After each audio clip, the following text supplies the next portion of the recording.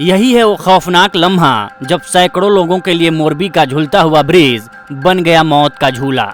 ये पुल इतने लोगों का बोझ नहीं सह पाया। ये पुल रखरखाव करने वाली कंपनी की आपराधिक कार्यशैली को बर्दाश्त नहीं कर पाया।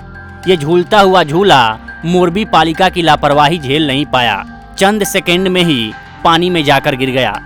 यहाँ सिर्फ पुल नहीं टूटा है, यहाँ टूटी हैं जिंदगियाँ, यहाँ टूटी हैं उम्मीदें, टूटी है सांसों की डोर और टूटी है मानवता।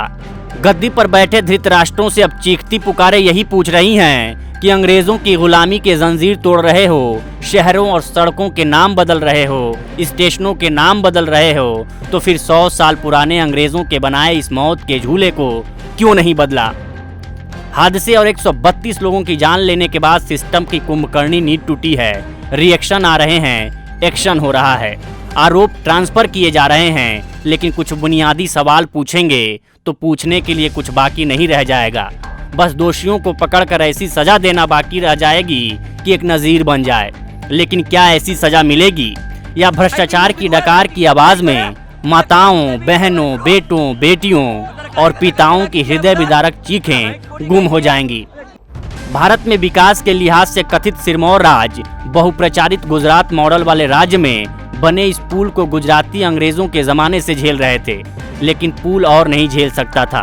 30 अक्टूबर को आखिर ये पुल अपनी उम्र और बीमारी और नहीं झेल पाया। वो पहले से ही कराह रहा था, कह रहा था थक गया हूँ, मुझे रिटायर करो। लेकिन गुजरात के बड़बोले नेता अपने बड़बोलेपन में मशगूल थे। उन्होंने उसे रिटायर नहीं किया, रिपेयर किया। अभी चंद दिनों पहले ही मरम्मत के बाद गुजराती नववर्ष के मौके पर चालू किया गया था।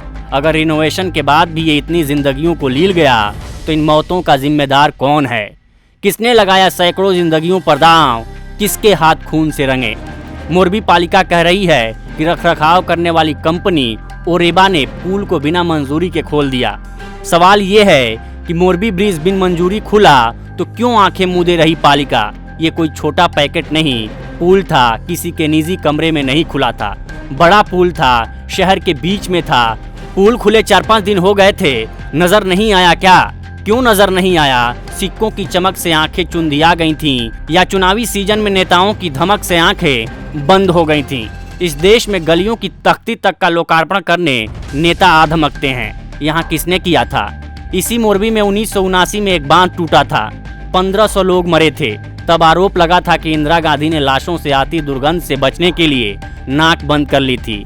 अब सवाल पूछा जाएगा गुजरात और मोरबी के नेताओं से, क्यों इतनी बड़ी आपराधिक लापरवाही पर 4-5 दिनों तक आंख बंद कर रखी थी? कांग्रेस पूछ रही है कि क्या चुनावी माइलेज लेने के लिए हड़बड़ी में ब्रिज को खोला गया? क्या ये सच है? क्या वोट के लिए गुजरातियों की जिंदगी से सियासत खेल खेला गया? बताना होगा।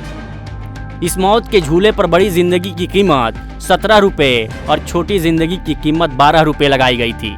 कहा जा रहा है कि केबल ब्रिज पर घूमने के लिए आए लोगों को 17 रुपए का टिकट खरीदना होता था, बच्चों के लिए 12 रुपए का टिकट था। क्या इसी कमाई के लिए बिना सेफ्टी की गारंटी के पुल खोला गया या खोलने दिया गया?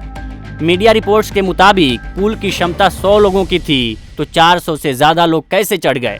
मोरबी पालिका के चीफ संदीप के मुताबिक 20-25 लोगों को एक बैच में जाने की इजाजत थी, तो कैसे 400 से ज्यादा लोगों को जाने की इजाजत मिली?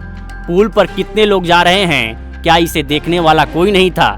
जिंदगियों की इस प्रहरी को किसने दी थी नींद की गोली?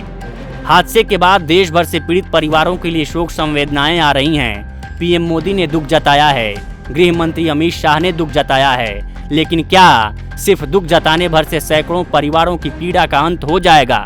क्या सिर्फ दुख जताने भर से सरकारों की नाकामी को जनता भुला देगी? कोई क्यों नहीं पूछता कि हमारी जिंदगियों के साथ कब तक खिलवाड़ होगा और कब तक सफेद पोश अपनी जिम्मेदारियों से भागते रहेंगे? हम मोरबी में हैं, जहां कल एक दुर्घटना हुई है मुच्छू नदी पर, जहां लोकल टूरिस्ट अट्रैक्शन जिसे झूलतो पुल भी कहा जाता है, हैंगिंग ब्रिज कहा जाता है, वो ब्रिज टूट गया और कम से कम 56 लोग ऐसे हैं जिनकी आयु 18 से नीचे की है, यानी कि डेथ टोल इस पूरे हादसे में बच्चों का बहुत ज़्यादा है। एफआईआर पुलिस के द्वारा फाइल की गई है। जिस कंपनी को पुल के रेनोवेशन का कॉन्ट्रैक्ट दिया गया था उसके खिलाफ अभी तक कोई ऑफिशियल अरेस्ट नहीं की गई है, लेकिन 9 लोगों को हिरासत में लिया गया है और पूछताछ जारी है। कम से कम 14 से 15 घंटे हो चुके हैं इस हादसे के बाद और अभी तक ये रेस्क्यू ऑपरेशन यहाँ NDRF, SDRF, IAF, Indian army, IAF द्वारा अभी तक जारी है, क्योंकि जैसा कि अथॉरिटीज़ का कहना है कि पानी बहुत मडी होने से, मैला होने की वजह से रेस्क्यू ऑपरेशन में दिक्कत आ रही है। पुल के किस हिस्से जो पानी के नीचे हैं, उसके नीचे भी कुछ बॉडीज़ की दबे होने की आशंका है। मोरबी हादसे की जांच के लिए एसआईटी टीम बनाई गई है, लेकिन क्या असली मौत के सौदागरों पर कार्रवाई होगी या छोटी मछलियों पर कार्रवाई कर मगरमच्छों को ऐसे ही छोड़ दिया जाएगा जो फिर से मासूम जिंदगियों पर सौदे लगाते रहेंगे।